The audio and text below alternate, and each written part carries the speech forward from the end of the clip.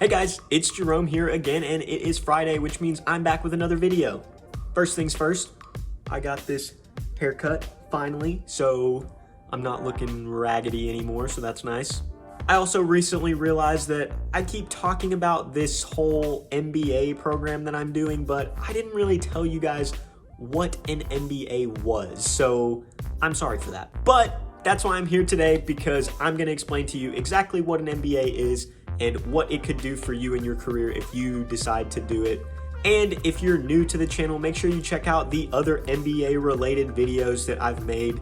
And if you like this video, like it down below. Just hit that thumbs up. Not that hard. And subscribe to the channel. So what is an MBA? Before we go any further, no, it is not an NBA, which stands for the National Basketball Association, where the Lakers won the national championship the other day. Also, if you guys thought this entire time that I was actually saying NBA,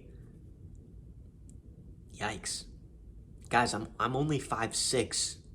There will be no dunking on anyone. So without further ado, what is an MBA? Well, an MBA is a Master's of Business Administration. So just like you can get a master's in any other degree like engineering or chemistry or biology, you can get a master's in business. It's going to teach you a lot of the basics in accounting, finance, decision-making, leadership, all the things that are going to make you really successful in business. Now, that's not to say that you have to have an MBA to be successful in business, because you definitely do not.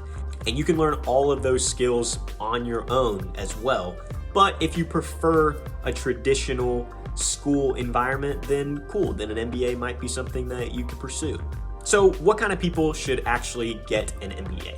Well, generally speaking, if you did your undergraduate major in some sort of business, say finance, accounting, or more generally just business administration, and you started working out of school and say your career has kind of hit a ceiling and you feel like you can't get promoted anymore, then great, an MBA might be a good opportunity for you to show that you can go back to school, get more education, and you're ready to take that next step in management. On the complete opposite side of that, an MBA can also really help you if you don't have any business background at all, like me, for instance. I'm coming from an engineering background, so I don't really have that great of a grasp of the different business concepts. So an MBA is a really good way to pivot your career and really just pursue something completely unrelated to what you majored in for your undergrad. Another thing that a lot of MBA programs are really good at doing is showing your career story in just a slightly different light. And what I mean by that is, take someone, for example, like me, who's coming from an engineering background. As an undergrad, you're really focused on pushing that engineering story, and you're really focused on getting your engineering degree as well as a job in engineering. So a lot of times what ends up happening is people are so focused on the skill set that you have to do an engineering job that they think you don't necessarily have the skills to do any other sort of job, which is just not true. Coming from any background, you obviously have a ton of different skills, and different people are gonna be good at different things. Sure, engineers may be more analytical, or people who major in English may be more creative, but engineers are still gonna be slightly creative to an extent, and sure, English majors are still gonna be slightly analytical to an extent.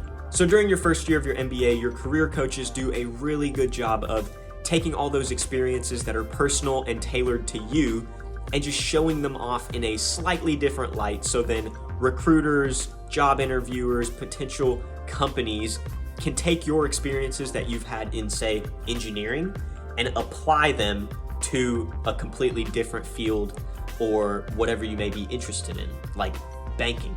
And basically what that does is it shows these companies that while you may not have a traditional background for the type of job they're recruiting for, you do in fact have the skill sets to do that job. Let's keep going with this engineering example for a second. Let's say you did engineering, you worked for, say, 3 years, but all of a sudden you feel like you don't want to do engineering anymore, and say you want to make a career switch to become an accountant.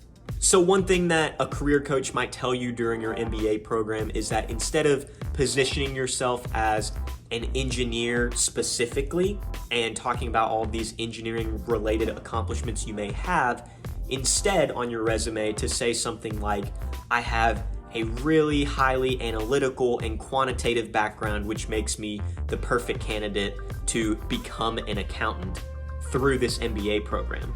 And that way you're showing them that you have that background to think like an accountant, and you're using this MBA to actually learn the accounting portion. Now, obviously, if you're thinking about doing this, then, word that a lot better, because that was just off the top of my head, but you get the point. The other really good thing that MBAs do is creating your network. A lot of undergraduate programs are very strictly set in the sense that you follow a very specific path all the way to the end, like the university says, and then you get a job at the end of it, and that's it. I know for myself in engineering, I never really had to build a network. I just went to my career fairs, interviewed, did internships that eventually turned into full-time job offers, or interviewed for a different full-time job offer. To be completely honest with you, I never really took the time to build my network outside of my core group of friends, or even outside of my engineering major at all. And I think that's one thing that an MBA is really, really good at doing. It kind of takes people from all different backgrounds, all different majors, and forces you to kind of network amongst your peers to just learn as much as you possibly can and meet all these people that you would have never met if you hadn't come to this MBA program. If you guys have been following along for the last couple of weeks, you would have already heard me complain over and over and over about how much networking we're having to do to transition into investment banking. But it really is a very important part of the MBA process. When you're meeting all of these people from all of these different backgrounds, you're opening yourself up to so many more career opportunities.